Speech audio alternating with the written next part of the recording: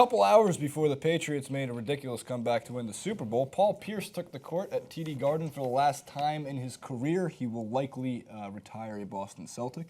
His number will be retired, and he'll be a surefire Hall of Famer. But in a very cool moment of welcome, because it actually has been enough years that it feels like Paul Pierce's Celtics years are a little bit of a memory, right? He played on the Nets in that big swap trade, then he went to the Wizards and the Clippers. He's actually been on so many other teams now that you never forget, but you realize that, man, Paul Pierce was there since day one with the Celtics when they were bad with Antoine Walker, and then was a major part of the reason that they won with KG and is one of the most beloved Boston athletes of all time. Type of guy who calls it like it is. So here's the moment from the game where he checked in for the last time. We can't show the highlight of the three-pointer that he hit. And then, of course, some post-game talk as well.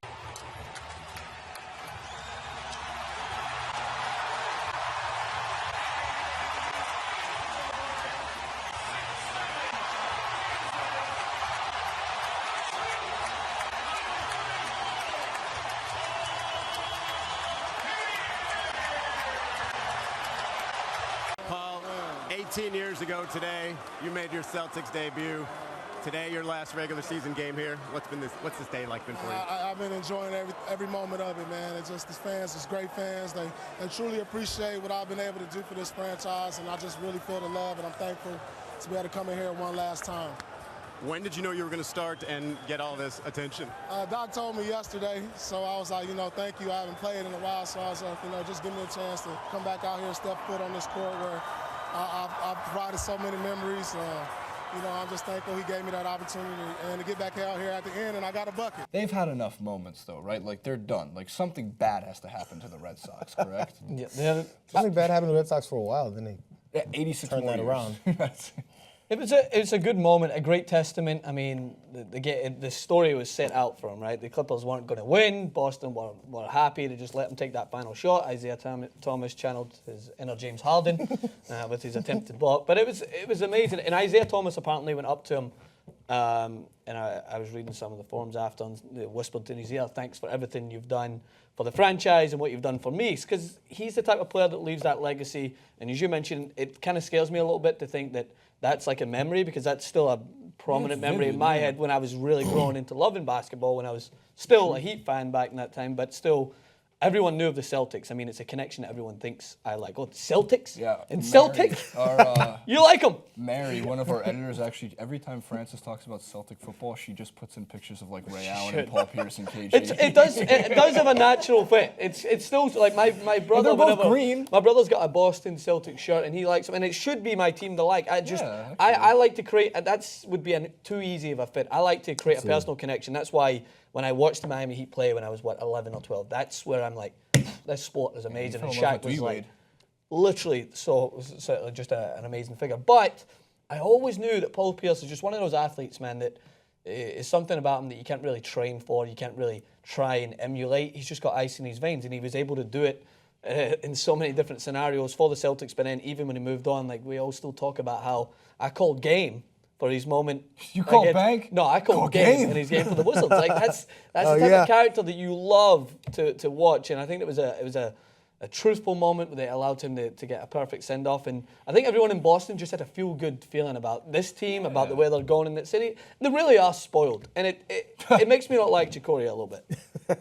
There's many reasons to not like Jacory. Yeah, I think that's one of them. It's just another. Jayar Crowder, your favorite? Do you have any favorite Paul Pierce moments? You both got dreads. My favorite, actually, as many Angelinos in this city know, my disdain for the Lakers over the years as well, which, by the way, has subsided just because, again, it's always based in fans, and the fans don't have as much to talk about, so I don't have to be so annoyed with them lately. So, really quick, I feel like you have a very similar trait that goes around these teams that you hate. Like, they've got a history of winning. No, it's not the winning. It's the reaction to the winning. I get it. No, I'm with you. I feel bad that you became a Dodgers fan after all of their winning. Yeah. Like, I feel terrible that, like, because Jesus Godoy, our director for the main show, he got you into baseball, correct? Right? And now you're a big Dodgers fan. You've been, actually, since I've known you. And just they get close. And now, like, you have the Cardinals that just ruin your life every single year. Jason, or the Giants. Correct me if I'm wrong. If Jayar was a soccer fan, would he not just distaste Manchester United. That is the Yeah, you ideal wouldn't like team. Manchester, but you'd be an Arsenal fan. You'd be an Arsenal fan. especially in the old days. I gotta You'd be an start Arsenal fan watching. around Yeah, 2006 and on. right, Arsenal fan, but you're No, different. what happens is again with the Lakers, my favorite moment with Paul Pierce was again, and it's only because of the way it happened when he basically looked like he broke his leg. He was carried out in pain. This is in the finals. He's getting writhing in pain, and all the Laker fans like, yeah, fuck Paul Pierce, you motherfucker, and he gets taken off. He comes back in. And he hops back in like after a couple minutes, totally recreating your Knicks. Yeah. When he comes back in, kills the Lakers at the end of the game. I mean, just drained shots, free throws, three-pointers off of one leg. I mean, he came in, I think, basically in a wheelchair. Yeah. Taken out on a wheelchair. Come back in heroic fashion, comes back and destroys the Lakers to finish off that whole series. It was an amazing moment. I shed a couple of tears. Of joy. So Paul Pierce, one of the most clutch players of all time. You wanted him to take the last shot because he fit this mold of players that needed to take the last shot. There was some that just have to do it. Michael Jordan was one of those guys. Kobe Bryant was one of those guys. Paul Pierce is in the same effing category as all those guys when it comes to clutch shooting. Paul Pierce hobbled out with like an injured leg. Alex Mack played 60 minutes of a Super Bowl with a broken leg. But football players are. Which, by the way, here's a really quick parody to end this whole clip, and I know it has to do with the Super Bowl still, but the Super Bowl just happened. If it was a head injury, we'd all be sitting here.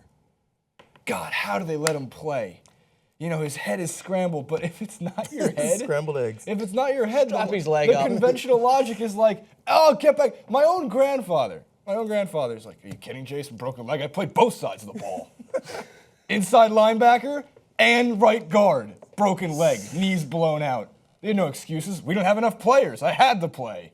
Thank God the rosters are not like 13 team players deep. I think it's just about you can see the bones. You're like, the bone's sticking out. We can't really see what your brain's looking like right now, so I'm not gonna.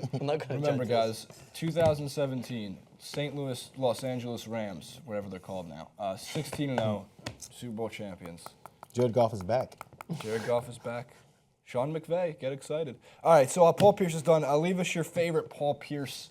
He's not done. He's got a couple more games left. But leave us your favorite Paul Pierce Boston Celtics moment in the comment section below. Like, favorite, subscribe, all the good stuff. Facebook.com, blah, blah. Pride of Inglewood High School. Blah, blah. Los Angeles. Nice. Oh, that's right. He is Los Angeles, right? And KU, Kansas. I'm an Inglewood resident. He's a Jayar, Represent. isn't he? Yeah, absolutely. But you're not. Nope.